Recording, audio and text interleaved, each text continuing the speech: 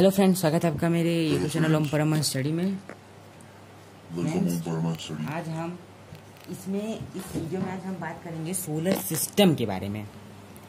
इस वीडियो में हम बात करेंगे सोलर सिस्टम के बारे में कि सोलर सिस्टम में जो इम्पोर्टेंट चीज़ें होती हैं, यानी कि जो बार बार पूछी जाती हैं करंट अफेयर्स टाइप में, जो हमेशा आपको ज़रूरत होती है, तो हम आज उन सब की बात करेंगे। तो आज हम हर प्लैनेट, हर सैटेलाइट, हर एक स्टार, ये जो मेन है, जैसे मून हो गया, सन है और 8 प्लैनेट्स हैं, वो सब उनके बारे में हम इस वीडियो में चर्चा करेंगे। तो स्टार्ट करते हैं पहले अपने एक मून से।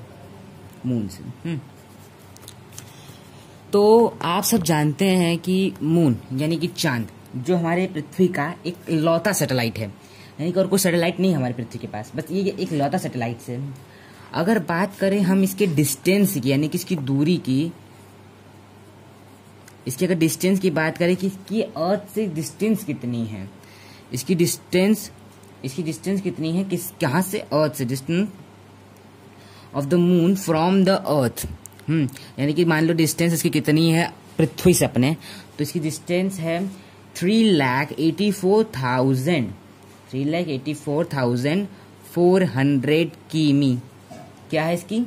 ये किलोमीटर, यानी कि इतनी किमी, इतना दूर है हमारे पृथ्वी से, 3,84,400 किमी।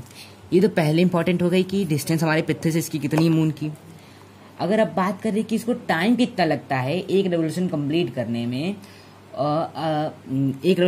कितना टाइम लगता है अपने मून को, तो अपने मून को लगता है 27 days 8 hours, 27 days and 8 hours complete 1 revolution, जिसे हम एक हिसाब से इसे 27.3 days भी कह सकते हैं। तो इसे कहते हैं, यानी कि कितना 27 days 8 hours से कितना कंप्लीट करता है, 1 रेवोल्यूशन कंप्लीट करता है।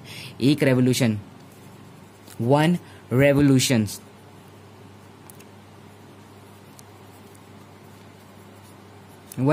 कंप्लीट करता है। ओके, अब अगर आगे चलते हैं, यानी कि मून का डायमीटर कितना है। मून के अगर डायमीटर की बात करें तो मून का डायमीटर जो होता है, नहीं डायमीटर ऑफ द मून, यानी कि इसके डायमीटर की बात करें,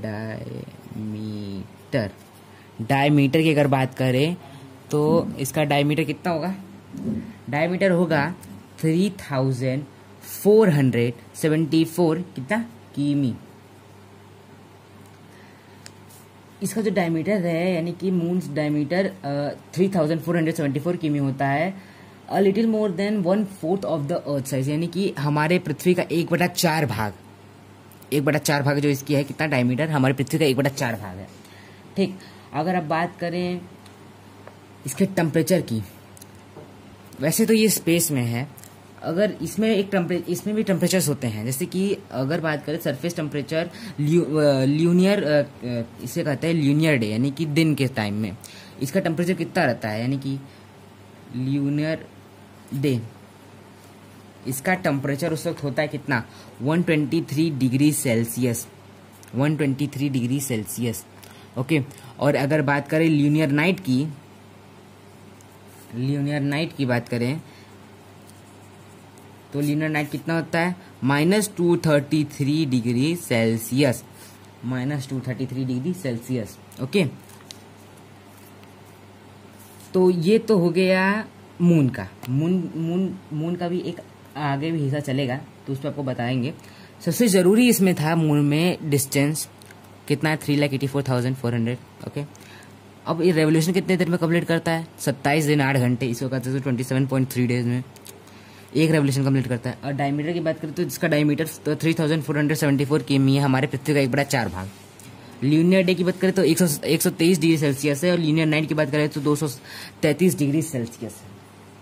ओके, तो आगे चलते हैं। आगे चलने पे अब इसका एक सेकंड खास बात, मून की सेकंड खास बात, जैसे कि हमारे जो मून है उसमें क्या होता है, मून जब ऐसे रोटेट करता है तो हमें अमावस्या, पूर्णिमा, अर्धरात्रि, चंद्रमा, बहुत कुछ ऐसे कहने को मिलता है। तो इसमें सेकंड थिंग ये है कि अगर मून पूर्णिमा, अगर आज के दिन अगर मून का पूर्णिमा हुआ है, यानी कि आज के दिन पूरा चांद निकला है, तो कितने दिन बाद चांद पूरा निकलेगा फिर, यानी कि तो कितने दिन बाद चांद पूरा निकलेगा, यानी कि आज के अगर दिन पूरा चांद निकला है, यानी कि आज के दिन पूर्णिमा है, फुल मून दिख रहा है आज हमें। तो कितने दिन बाद हमें फिर फुल मून दिखेगा, तो उसका काउंटिंग है 29.5 डेज। 29.5 डेज, इतने दिन बाद हमें क्या दिखेगा, ये उसको क्या कहते हैं, सॉरी पूर्णिमा बोलना भूल गया, पूर्णिमा। ओके, ये तो हो गई सेकेंड, मतलब इसकी दूसरी खास बात थी। और बाकी तो डायमीटर, टेम्परेचर, ये तो आपको पता ही है। ये तो हमारी हो गई मून की बात, यानी कि उसका जो क्या कहते हैं पूर्णिमा, यानी कि इतने दिन पे निकलते तो इतना इसका क्या कहते हैं होता है। चंद्र पूरा चांद निकला है आज, तो 29.5 डेज बाद निकलेगा कितना, पूरा चांद। फिर पूरा चांद निकलेगा, वैसे फिर आधा, फिर थोड़ा दिखेगा, फिर थोड़ा दिखेगा, फिर छुप जाएगा, फिर थोड़ा दिखेगा, फिर थोड़ा और दिखेगा, फिर और दिखेगा, फिर और दिखेगा, फिर फुल हो जाएगा, ऐसे से होगा। तो अब हम चलते हैं किसकी तरफ, अब हम चलते हैं अपने भगवान की तरफ, सन, जिससे हमें विटामिन डी मिलता है।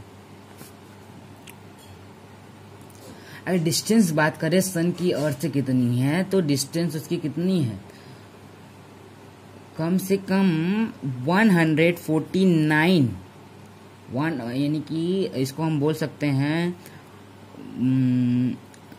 1 10 100,000 10,000, यानी कि 1409 इतना मिलियन जो होता है, इसका क्या है। अपने को थोड़ा इंटरनेशनल सिस्टम में प्रॉब्लम है, रुकिए अभी 2 मिनट में सॉल्व करके बाद दिखा रहा हूँ, 1 मिनट। इसकी सिस्टम अगर बात की जाए तो 14960 मिलियन किलोमीटर जो है, ये हमारी पृथ्वी से इसकी दूरी है सन की। और जानते हैं कि सन कितना गर्म आग का गोला है, तो सन कुछ हमारे गोला जैसा दिखता है, और वो सौरमंडल यानी कि हमारे सोलर चपटा नहीं, थोड़ा डिजाइन गलत बोल गया। सौर सिस्टम में, सोलर सिस्टम सबसे अगर बोले कि सबसे बड़ा गॉड फादर कौन है, तो वो अपना सूरज भगवान जी हैं, सूरज चाचू हैं। और मामू तो सोते नहीं है, वो भी घूमते रहते हैं, सूरज चाचू का कहते हैं सब सोते फिर उठते हैं। अब इसकी अगर इनके फैक्ट की बात करें तो इनकी जो डिस्टेंस है अपनी अर्थ से, अपने अर्थ से इनकी डिस्टेंस कितनी है, तो 14960 मिलियन किमी यानी कि किलोमीटर के हिसाब से इतनी इनकी क्या है, इतनी डिस्टेंस है। अगर आप साइज की बात करें इस कितने बड़े हैं, तो अगर साइज की बात की जाए तो 109 टाइम, यानी कि मान लीजिए 109 टाइम, हम 109 टाइम ये जो है सूरज उससे ज़्यादा बड़ा है। यानी कि अगर हम पृथ्वी को अगर 109 ले लें, यानी कि 109 अपनी जैसी पृथ्वी अपने बराबर की, तो उससे भी बड़े हैं, उस मान के चलिए कि उससे भी ज़्यादा, उसी जितने उससे बड़े हैं हमारे सूरज।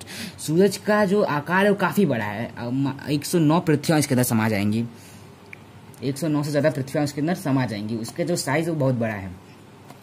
अगर बात करें उसके मास की, तो मास जो है उसका 3,33,000, यानी कि 3,33,000 टाइम्स उसका जो मास है 3,33,000 in the size of the earth. यानी कि इसका जितना मास है अबाउट द 33, यानी कि 3,33,000 टाइम्स हैवियर देन अर्थ, यानी कि अपने अर्थ का जितना मास है वो 3,33,000 बार उसका, उससे कई गुना उसमें उतना मास का समा सकता है, उतना उसका डेंसिटी। यानी कि मान के चलिए तो सबसे बड़ा, सबसे ढासू, सुपर पावर वाला है। ओके, अब अगर चले अगर डायमीटर ऑफ द सन की, तो सन का डायमीटर है, यानी कि ये पेंसिल बहुत हो गया है, डायमीटर सन का है कितना है 14 इंटू, अगर 14 इंटू करे 105 किलोमीटर, इसको किमी लिख देता हूँ शॉर्ट फॉर्म में, ठीक है। तो ये होता है डायमीटर ऑफ द सन। इसको इंटू करेंगे फिर जितना आएगा उतना हमारा डायमीटर है, तो लेकिन बहुत बड़ा हो जाएगा। इसको शॉर्ट फॉर्म में ऐसे ही लिखते हैं, जैसे आपको पता ही होगा कैसे क्या करना है उसमें। टेम्परेचर की बात करें तो अपने जो सन का टेम्परेचर है इसके सरफेस का, वो है 600 डिग्री सेल्सियस, 600 डिग्री सेल्सियस है सरफेस का temperature. The temperature of surface,